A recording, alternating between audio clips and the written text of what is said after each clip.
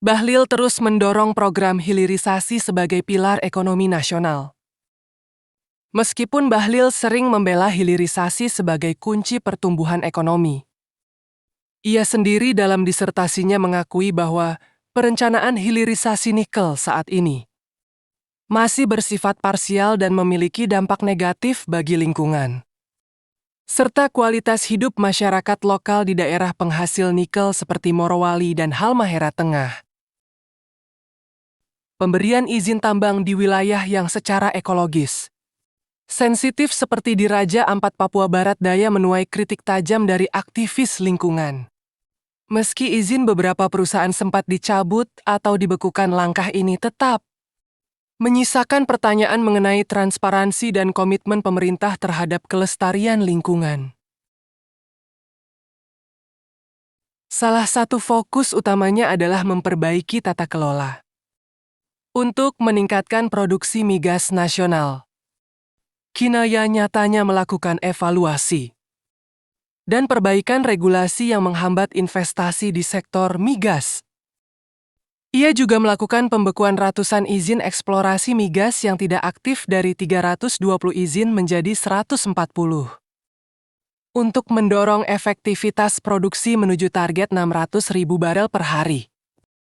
Menargetkan penyediaan akses listrik bagi sekitar 1,287 juta calon pelanggan di daerah pedesaan, termasuk daerah 3 ton terdepan, terluar, tertinggal.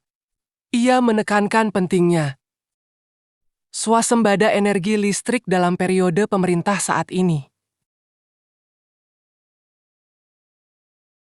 Kebijakan pelarangan pedagang eceran menjual gas LPG 3 kg yang sempat diterapkan memicu kelangkaan dan antrean panjang di pangkalan resmi.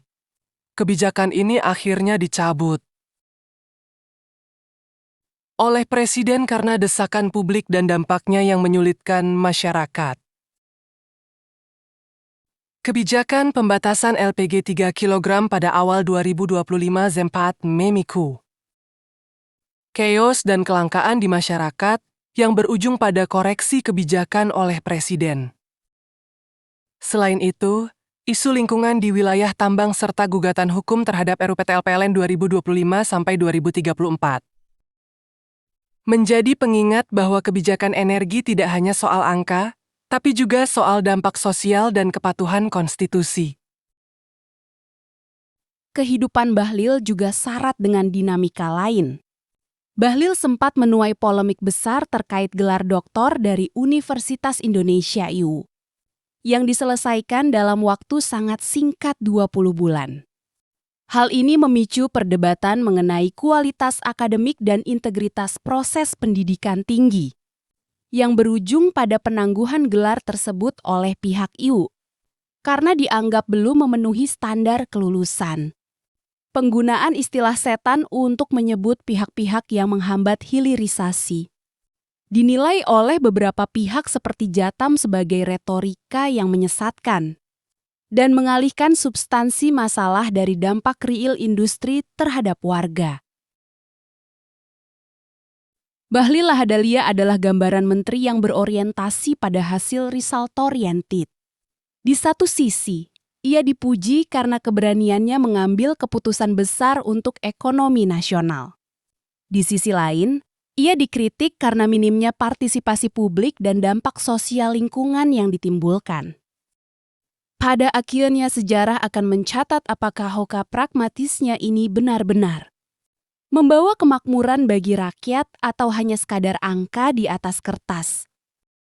Bahlil sendiri menanggapi kritik tersebut dengan menyatakan bahwa ia terbuka terhadap saran konstruktif yang berbasis data dan fakta, serta sering menekankan bahwa tantangan dalam menjalankan kebijakan strategis seperti hilirisasi adalah hal yang wajar dalam proses pembangunan negara.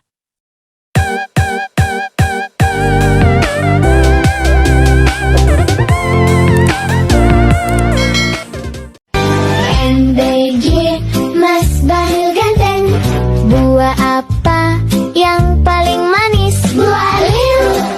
Tambah ganteng aja, my little bolu ketan.